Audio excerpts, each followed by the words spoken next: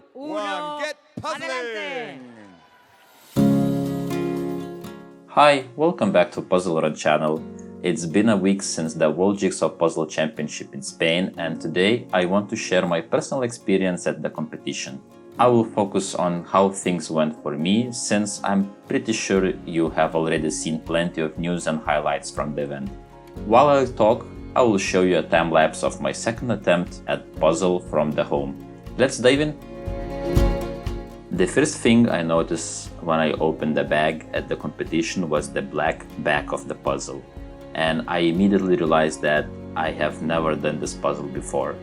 It turned out to be the anime puzzle Spy Family. That's when my mind flashed back to what I said before the competition, that I needed a puzzle I was familiar with to qualify for next round.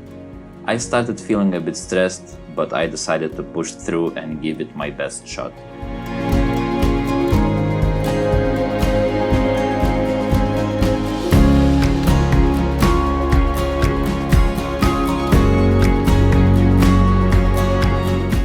My strategy was simple: flip all the pieces up without sorting them.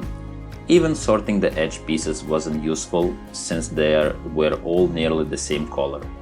My goal was to identify standout sections and start from there.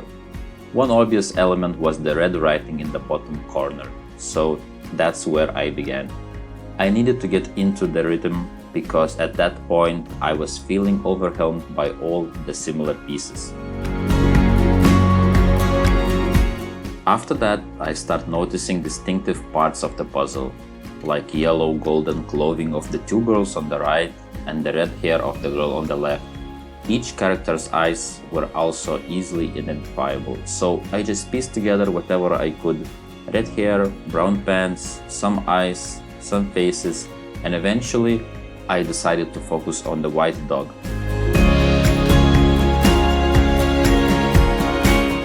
Around 37 minutes in, there was a loud round of applause. Impressive time.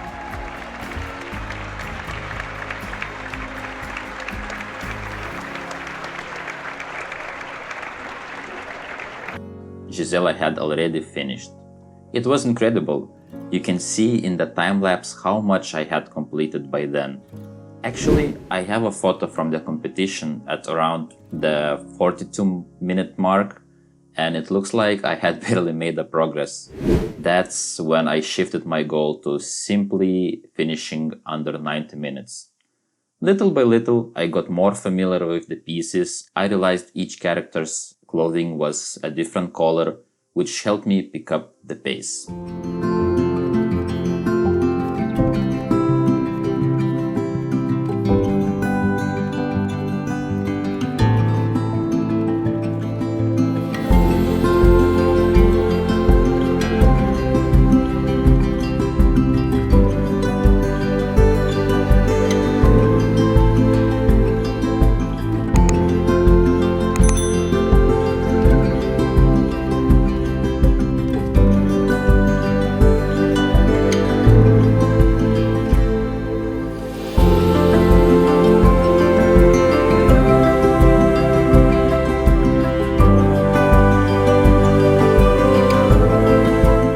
At some point, I start glancing at the clock. I usually avoid checking the time since it distracts me, but my goal was to finish within the time limit. Eventually, I was left with only the background pieces, and the clock was ticking. I was rushing, feeling the pressure, and sadly, I didn't finish in time.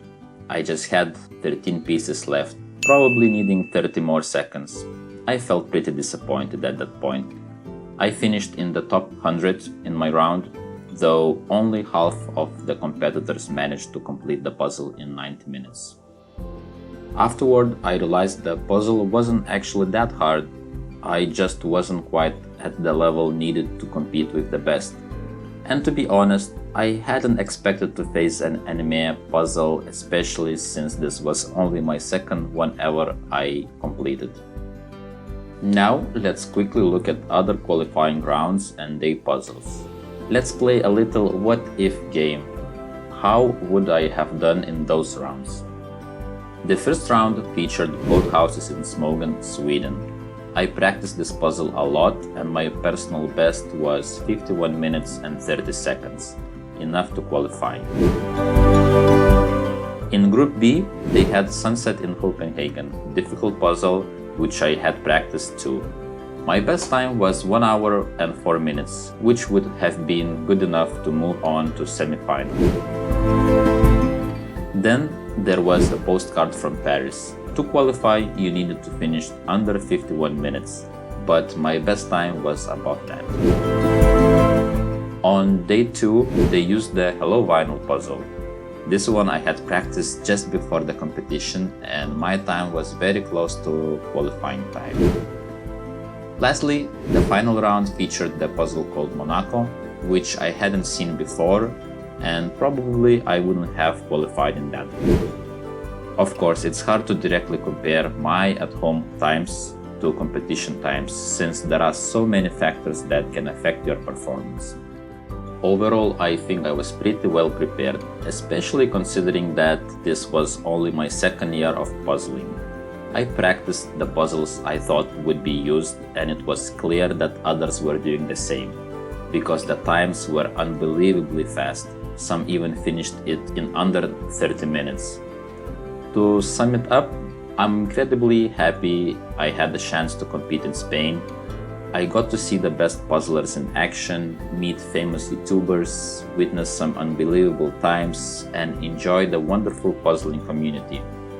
The whole experience has left me more motivated than ever to keep improving. I have also realized that I would love to try competing in pairs or even team event in the future. As for next, I think I will take a little break from speed puzzling. After doing so many 500-piece puzzles lately, I'm really excited to switch things up and tackle some larger puzzles. That's all for today. Thanks for watching, and I will see you next time.